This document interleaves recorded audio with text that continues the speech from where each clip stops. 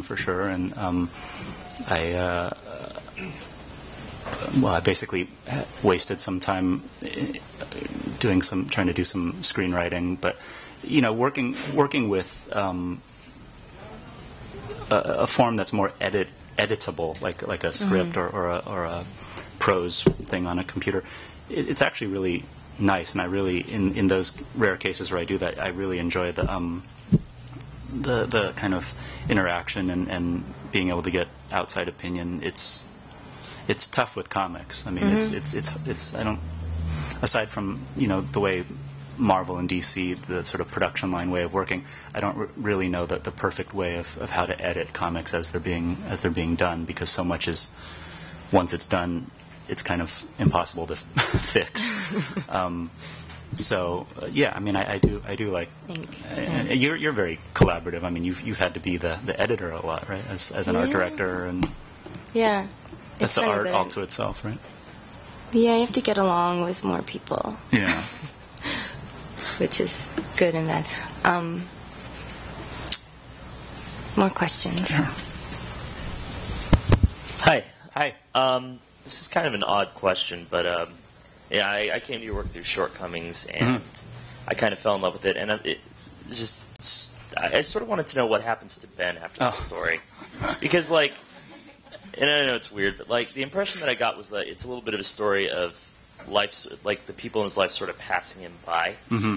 And I like that it didn't have this sort of pat resolution, but it had this kind of this silent epilogue where he just sort of left all these people who were speeding past him. And I mean, it's a weird question, I know, but it's been asked. I mean, you're not the first person to ask it. I had one interviewer who actually wanted me to really give a minute by minute schedule of what happened to him when his plane landed, and then where did he go after getting off the plane, and it's as much as I'd like. It makes me feel good that some people think of it as they buy into this fictional character enough to sort of wonder what happens beyond the last page.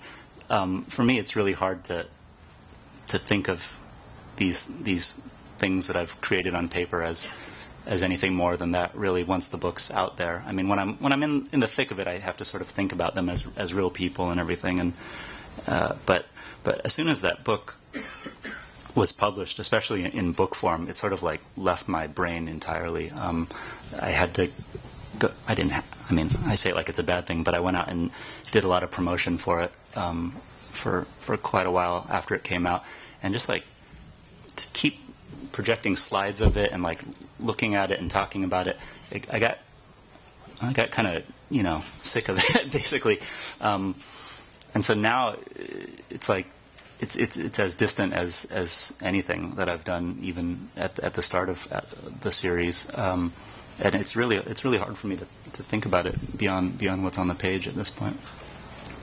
But thanks for the question. I appreciate it. Hi. Hello. Hello. This is my brother-in-law, by the way. So in some of your earlier works that came out in Optic Nerve, you were picturing yourself as the hero of the story, but it wasn't the case in later works like Summer Blonde or Shortcoming. The fact that you're coming back as a character in your stories, is it a turning point in your career at this point? I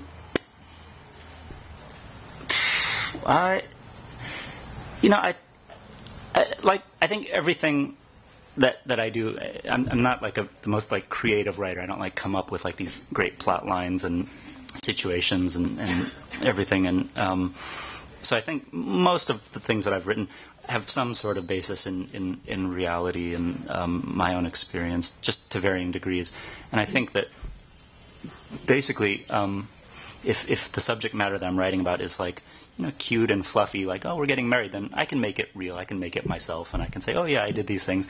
And if it's Shortcomings, it's this is a fictional work. These are characters that I invented, and I sort of, especially when that book came out and the reaction to that main character in particular was so unanimously negative, that's when I said, like, oh yeah, this was a complete work of fiction, and I just really really just invented this guy as a kind of just someone I really dislike, and so I think. But yeah, I think everything is somewhat autobiographical, and I don't know if this is like so much a turning point, but that it was the kind of subject matter that I felt comfortable drawing myself involved in, and even like this other book that I'm working on right now is fiction. It's a fictional book, and it's a collection of stories, but and I really set myself the challenge of like really do fiction, like really invent characters that have nothing to do with you, and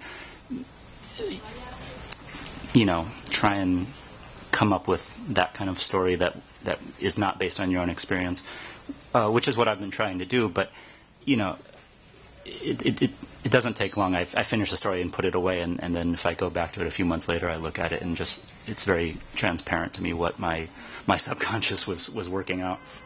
Do you read a lot of fiction? I did before I had a baby. I used to. Short, like contemporary fiction, or some, yeah. It's. I don't think I'm keeping up as well as I used to, but I do. I get a lot of inspiration from. Especially, it was fun when I decided that I was going to do a collection of stories. To then say, well, then I should try and read a lot of short stories right now, both from the past and the present, and so it's been fun to like have that kind of limit when you go into a bookstore and you just feel overwhelmed by all the great authors and everything, to just say I got to focus on stories for right now. Any authors that you particularly? I mean, of recent, like I said, I'm not really up to date, but I did just kind of stumble upon the book by that guy Wells Tower, he's got an odd name, but I was very impressed by that. That was one of these things that I kind of knew nothing about. I mean, obviously he's like a huge deal and very celebrated, but to me it was like I just kind of picked it up. Because the cover was unusual, and was very impressed by that. I'm trying to think what else. That was like the most current thing that I think I've read. So, is there somebody else with a question out there?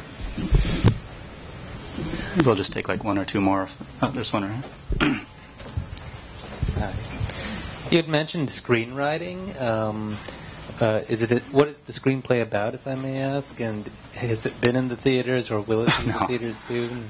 No. It's let's see. How much should I say about this? It's weird. Like when it's comics, I can say anything. I can even talk about really personal stuff about my publisher. I can make fun of him if I really feeling bold or something. But like I don't know. It was basically. I'll just say that it was. There was a bit of.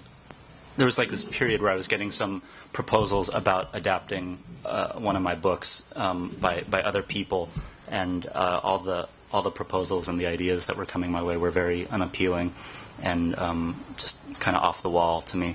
And so this was before my daughter was born, and I felt like, okay, I have this little bit of time here where I finished my last book, and so I just sort of took a crack at doing what I thought would be the appropriate version of that, and it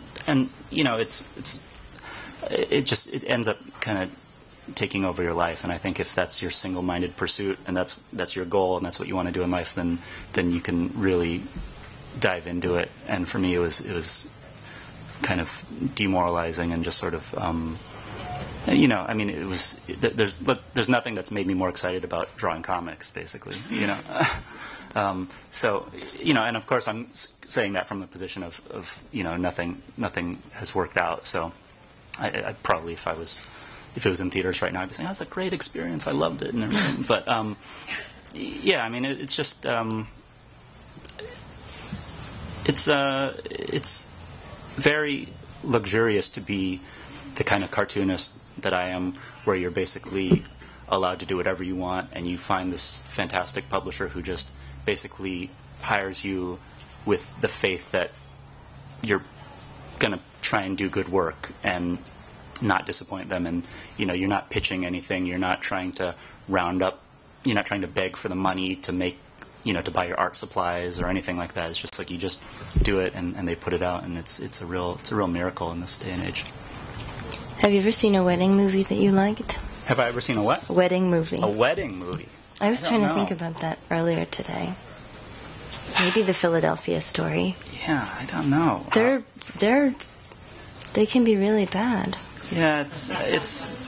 I mean, no one's going to go. Very few people are going to see like a brutal, like kind of. Oh, there's scathing. actually. I thought about some of the tone in your stuff reminds me a bit of Noah Baumbach. Do you like him? Sure, yeah. He did do that Margot at the Oh Wedding. yeah, that's right. Yeah, that's true. Like I said, I don't know if a lot of people are going to go see a movie that's negative. I mean, it's a dark take on things, and it's sort of like I felt about just the bit of movie, kind of just dipping my toe in that world. Is that it's especially now with the economy being what it is, and I mean, it's just like. I think more than ever, the idea is just like if you have $1 million, why wouldn't you just keep $1 million? Why would you invest it in a potentially terrible movie? And if you're a control freak, that's the worst place for you to work because. What are you saying? It says it in here. Yeah, no. Your wife didn't say. Yeah, I have a few friends who've kind of been able to move.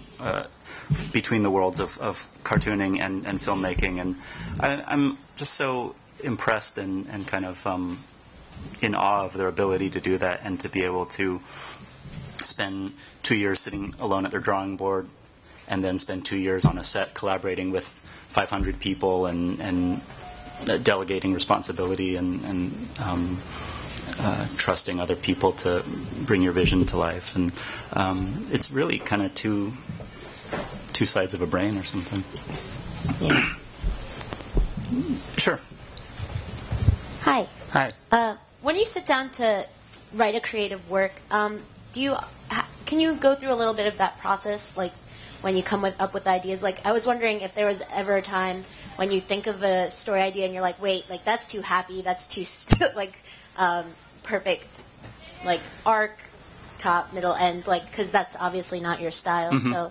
Can you take us a little bit through that process? Well, it depends on the project. I mean, like this wedding book. Like part of why it was so fun for me was that there was very little in the way of that kind of pre-planning, and basically it was just like taping a piece of paper onto the drawing board and just almost kind of envisioning the one page in my brain. I sort of have the ability. I can like. Pre-plan or envision maybe 1 or 2 pages in my mind, and anything beyond that I have to start getting out pencils and paper. But to work that way, just sort of straight out of your mind, is a lot more fun for me.